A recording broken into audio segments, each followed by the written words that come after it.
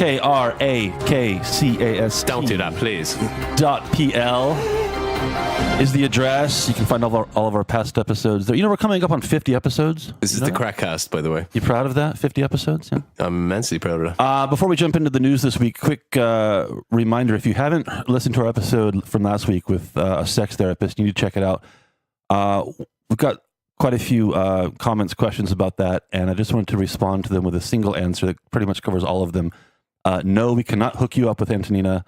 No, we cannot give you her phone number. Just listen to it and enjoy. So if you haven't listened to it, go back and check it out, and you'll see why we got so many comments about it. Excellent episode. News this week. We're going to swim in some deep water this week, Dave. Serious stuff. News tends to be serious. No, this week we're talking about like serious stuff, but interesting though. Let's start out with... You sound bored already, dude. Well, I am going to kind of take a nap while you talk. Yeah, keep on coming. Oh, by the way, there's Josh over there, there's Dave, and we're joined by our good friend Dr. Mike. Mike, welcome back. Mike is right here. Welcome. And Dave is as well. So all of those like questions about whether or not we're the same person, well, we're not. Thanks for clearing that up. That was Mike. abundantly clear to me the minute you started explaining local politics on the last episode you were here, Mike. So, birthday yesterday, Lech Wałęsa's 75th birthday. Happy birthday, Lech. Happy birthday, Lech. Stolat. Kind of an interesting figure, Dave. He's to people outside of Poland, they think Lech Wałęsa is like this adored, iconic character, like right up there with the Pope. But the truth is a little more complicated than that. Certainly, a straw poll from my side of things in pubs down the years revealed a bit of surprise on my part that he wasn't more universally adored, shall we say. But then again, he was in power at the most difficult time for the country when it was emerging from the shackles of communism into a free market. The inflation in the zloty was massive problem in the 90s. I don't think even he would say, oh, look, it was all good, it was rosy. What he would say is we set the country on the road to where it is now. I find interesting about Wałęsa, he's a very straight speaker. I enjoy that. He says what he means, and he's been very consistent over the years, warning about Jarosław Kaczynski. Doesn't like him, doesn't mince his words about it. I suppose he's an important figure. I mean, I would like to say happy birthday to him, but yeah, certainly I was surprised. I don't think he's universally adored. What would you say? Nobel Peace Prize, first... Nobody cares about them. I mean, a lot of Nobel Peace Prize winners aren't liked. It would be a much more straightforward issue. He's a good guy, end of story. But a good chunk of the population kind of rolls their eyes when they hear him start talking. It's basically, he had his time in history. He was a figurehead. He was kind of like the spokesperson, the poster boy. And then he tried to get into politics for real when things changed here. And he just wasn't cut out for it. He was used by a lot of different party groups to, get their ideas across. He didn't know how to play the game, basically. And he didn't know when to just step back and just do, book deals and stuff like that. I mean, he does write books now and things like that. But he tries to get involved with day-to-day politics. And it's basically one side of the scene completely hates him. And the other part doesn't really like him, but sometimes uses him to say things that they want to be heard, but they don't want pinned on them. So, they want him to say something bad about Kaczynski or about other politicians on that side. They don't want to say it exactly themselves. So he'll say something like, like when Donald Trump says something on, Twitter, and all of a sudden that's the buzz, and everybody could say, oh, it was him, it wasn't us. But, since we're discussing it already, et cetera, et cetera. His name has been associated with a bit of a controversy. I'm not sure how legitimate it is. There are documents, maybe real, maybe not real, that seem to indicate that he was a kind of collaborator with the secret police during the communist era. this is one I've heard of people down the pub, all right. Is this political dirty tricks, or is this the truth coming out? Sounds unproven to me, definitively, from what I've read. I've heard it both ways about being that it's a lot of the evidence out there really strongly suggests that he was involved. And he could have just said earlier on that he had some involvement when he was, in his early 20s before he got big, that, he signed up. And he could have just admitted that right in the 90s and then said, I didn't give them any information. This actually happened a lot in the underground. They would find somebody and this person would be pulled down and said, okay, if you don't sign up with us, we're going to make, we're going to make your life hard. If you do sign up with us, with the secret police, we'll give you some financial backing. And a lot of people will do this, but then they'll go back to the little circle of friends and said, hey, I've been pulled out, don't say anything important around me. Give me something to, fake stuff to feed back to them. Yeah. They'll realize that I'm not a good source and they'll leave me alone. And, I'm sorry, but they got to me. So, et cetera. And that's how a lot of people dealt with that issue back then in the 70s and 80s.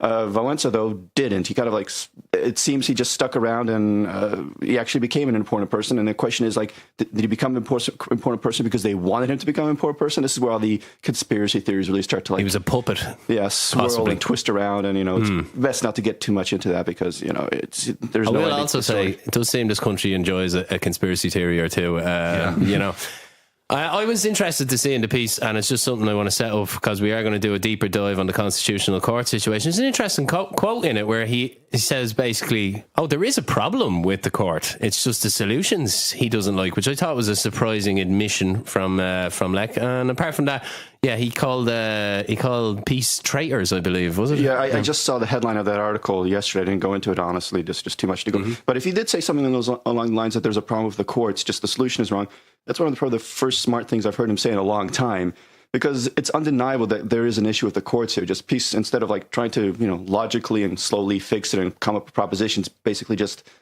head first went into it, like wants to break everything apart and introduce like changes without like discussing it with the rest of society.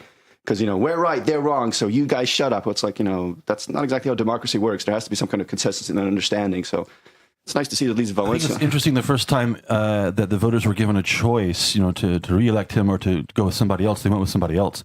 In 1995, he lost his re-election bid badly to Alexander Kwasniewski. Interestingly, a former official in the communist government. I think he was a sports minister. He was we made fun of the sports ministry before here, but he was the minister of sport, whatever that is. Important ministry back in communist days. But I just, he was the right guy at the right time. And in 1995, I think this sounds nasty in a way that I don't mean it, but he was an electrician from a shipyard. He was not a polished politician type. And I love when someone prefixes an insult like that. Yeah, sorry. Here it comes. Boom. Sorry, electricians. Nothing personal, but maybe you just don't have what it takes. Sparky. And 1995 is the beginning of the media getting into politics in Poland. And you had to look good on camera. You had to be a good speaker. Kwasniewski had a more glamorous wife, and he just seemed like the could handle his liquor better, at least for the first few years. Exactly. An important trait. I thought he looked like properly presidential. Actually, he had that kind of demeanor and the sort of like Reagan-esque, shall we say. They compared him to Clinton a lot back then in the 90s, with the presentation with the wife and stuff like that. I don't know why, if that was a good thing or not, but that's the way I heard him in the 90s being shown off a lot. Let's bring the Wałęsa thing to a close with a question. Is he going to be represented in statues all over this country one day? No. Which is with statues, really the best measure of success in Poland. Do you have your own statue everywhere? I don't see it. I wouldn't be shocked if he gets one statue maybe in Gdansk. Isn't he a big deal? He's got an airport in Gdansk, and I think there'll be a few. He's got an airport. Airport's above statues, surely. In the hierarchy of monumental but an airport will be gone in 50 years. A statue could be around for 500. Interesting. Just ask Lenin. Speaking of controversy, big controversy this week. A movie came out called Kler, which means clergy. Everybody's talking about it because it's about, the clergy. And it represents the priest in a pretty poor light. They're alcoholics, they are perverts, they're hypocrites, etc., etc. You can guess which political parties kind of are attacking it, which political parties are kind of defending it, and how it's splitting people socially.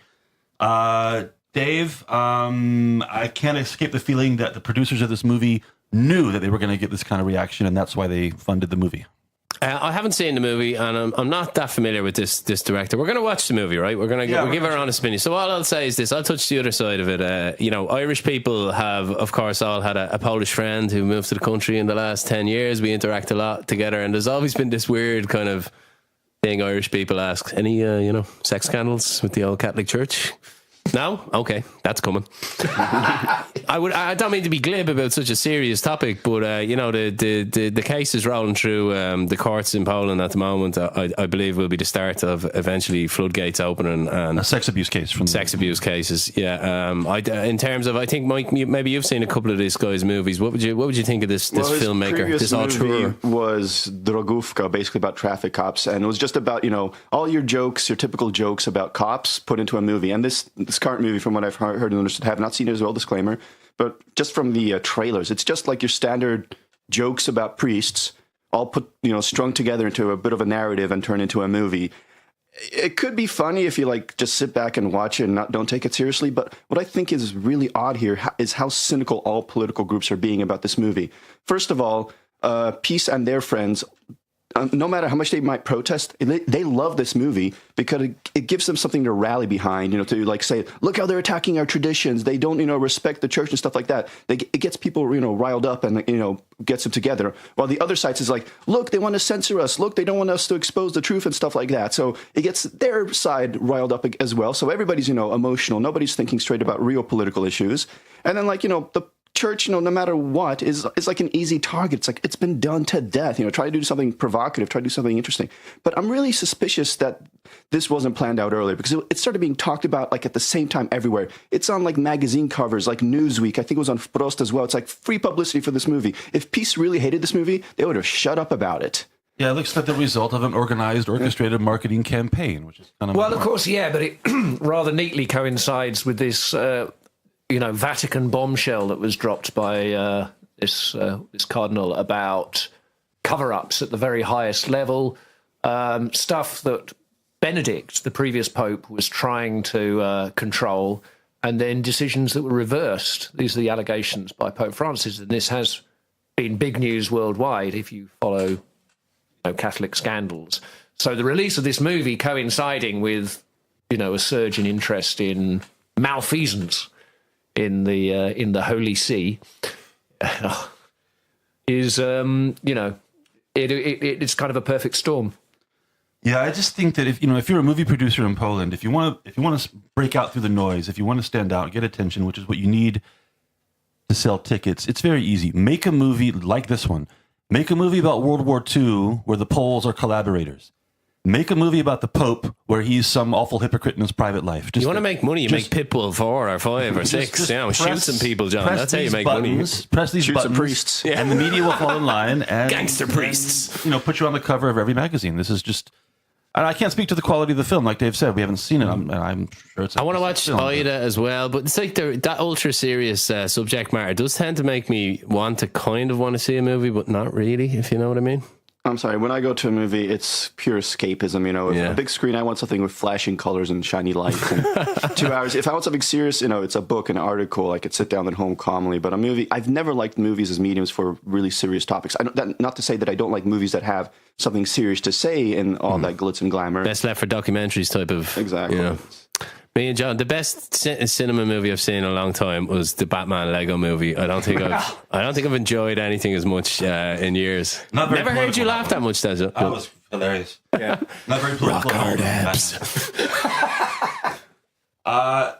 Next subject, Dave. I'm going to let you introduce. Well, I'm going to introduce it. I guess you'll dive into it for us. This is going to be the first time we've talked about the bond market on the KrakCast News. Yeah, Dave, take us through the bond market. Well, it is a big moment for Poland. It's been upgraded by FTSE's country index, which is a huge deal, to the highest status, which is developed from advanced emerging, I believe it was.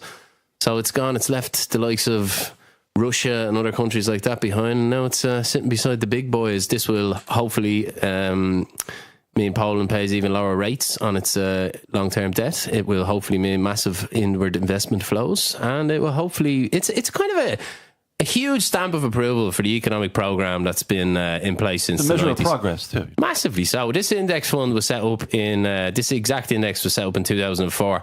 It's 10 years since a country has been upgraded. They don't do this often. It's not an easy thing to achieve. Can you guess the last country that was upgraded? Argentina. Israel. Boom. And now, I mean, you wouldn't say the Israeli economy is struggling at all. It's a high-tech, advanced economy. That's one of those things, not very sexy at all, but it really is important. I mean, it's kind of like, I don't know, getting a physical checkup from time to time. It's doesn't excite anybody, but you have to do it, or it doesn't make sense at all. But you know what I mean. Just run with that. Just pretend that made sense. Let's ask a Polish guy. Did your heart swell with pride, Mike? Well, I'm a kind of a contrarian, and I'll definitely bring everybody down now because I don't necessarily think that this is such great news. And let me first of all, you're an investor right now, and you've got access to all these industries. You've got access to all these countries around the world, and you want to figure out where you want to put your money. And when you're an investor, you're thinking about the possibility of growth and the possibility of risk. Usually, places with more risk mean more growth. And now Poland has gone from being a developing nation, which with some risk, but the potential for more growth, to a developed country. The truth is, nothing changed that day when they changed the rating. It's exactly the same. So most investors knew that this country was more or less stable when they were investing. They knew the level of risk. But now, developers might think investors might think that, well, if I'm going to put money in a developed country, Poland's now in the same league as Canada or the US or Germany, or it's got to compete now on that level. It's all of a sudden it went from being like the big fish in a small pond to a little itty bitty piece of plankton in the Pacific Ocean. It just, now... Nice metaphor. Well, there is the point to be made that it's only FTSE have upgraded them to the top level. So if you want to buy Poland as an emerging market debt, you still can. So they actually are going to have the best of both worlds for the next few years. Well, I think they had the best of both worlds before, when everybody really knew that they were a stable economy. Institutional investors won't invest in anything but those top developed economies. So it should. I think it should attract investors who were more into risk and hoping for more growth that will decide, I'll put my money somewhere else. And Poland needs money from the outside right now, more now than ever, especially with inflation going up. We need money flowing in. Mm-hmm. And is it fair to say that this news was celebrated more at the Warsaw Stock Exchange and the banks than any place else?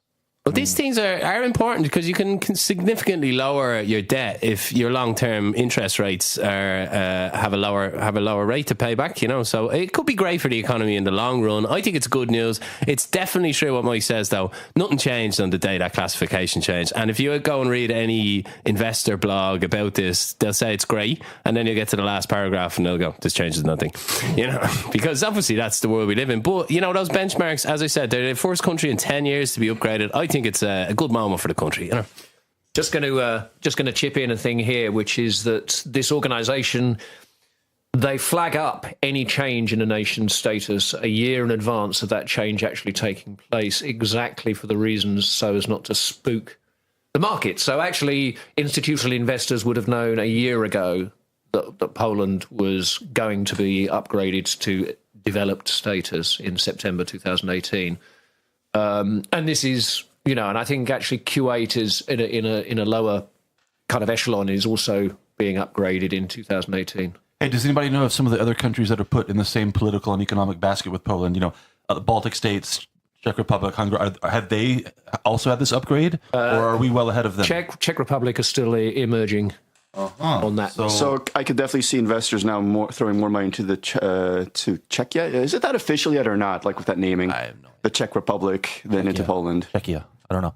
So when the fund was launched, they were second emerging. That was so they've been upgraded once already. And today, the second emerging group includes Chile, China, Egypt, Indonesia, Pakistan, Russia, the UAE. So it's a hell of a thing when you think of it. What company that Poland is now keeping economically. Mike's not so hot on this. Mike, you think it's better to stick back and be a big fish in the small pond you described?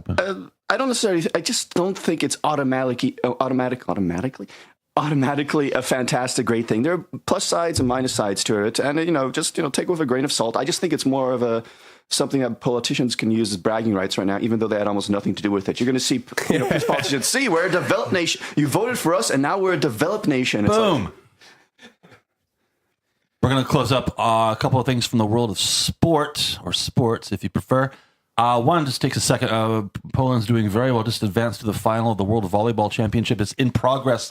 Tournament's in progress as we go on. I think the final is later today against Brazil. So go Poland. We'll see how that turns out. But the big news, as we all know, and as Dave's going to tell us all about, took place on 64 squares. Showdown with the Russian bear. The Polish guy came out on top. Dave, what happened? They played chess.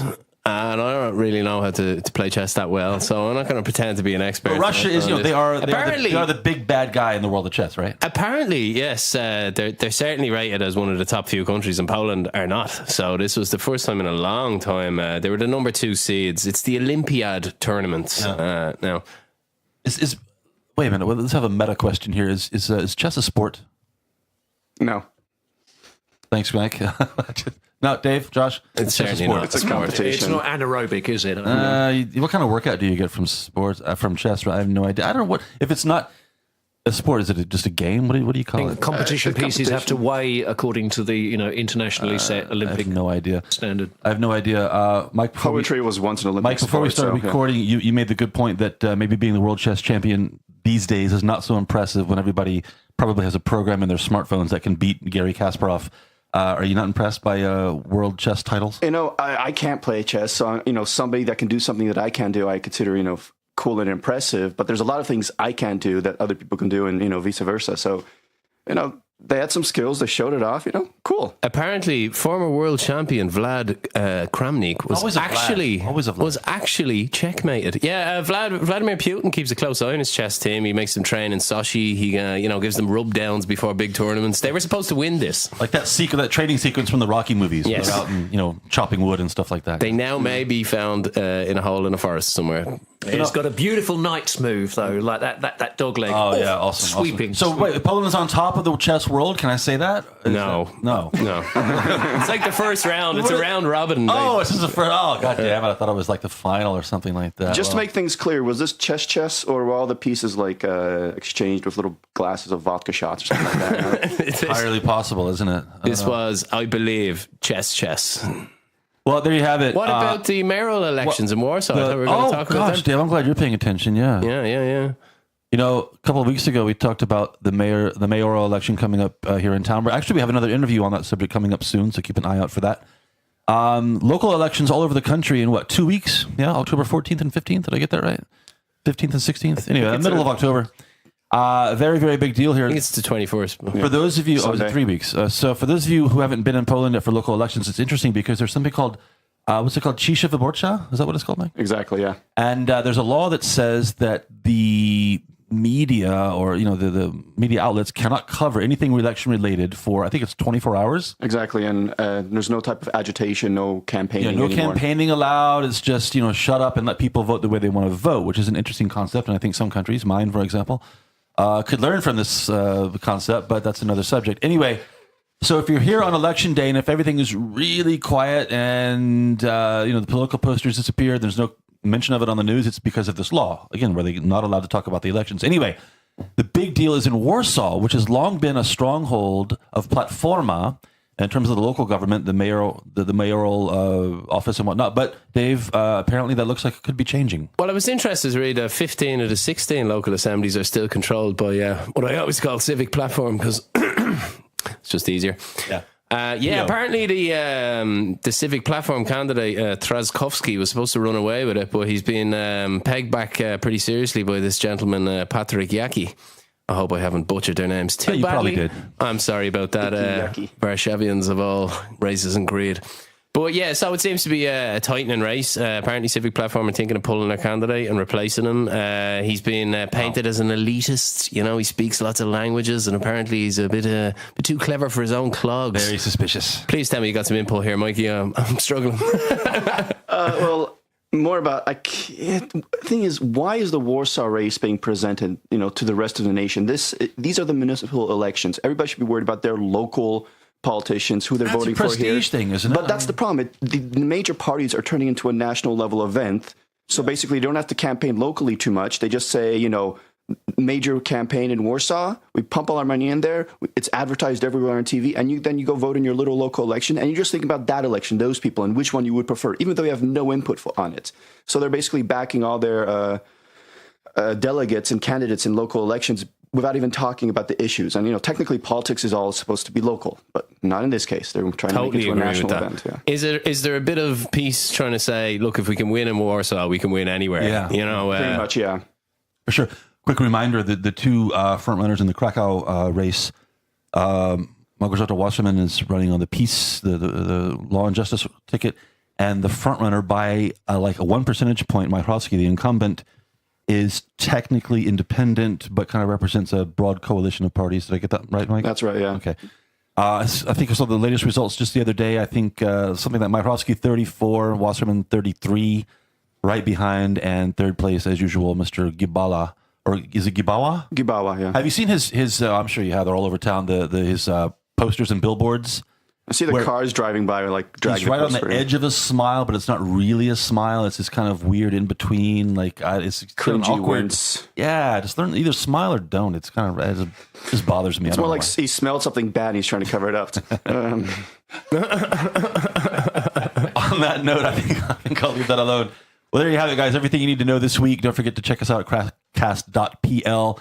Drop us a line. Leave us a comment on Facebook. Are you going to spell it out as the KrakCast.pl is the address. We'll see you next time on the news. It's like those old Simpsons radio shows. What do you think about The Simpsons? WOXY.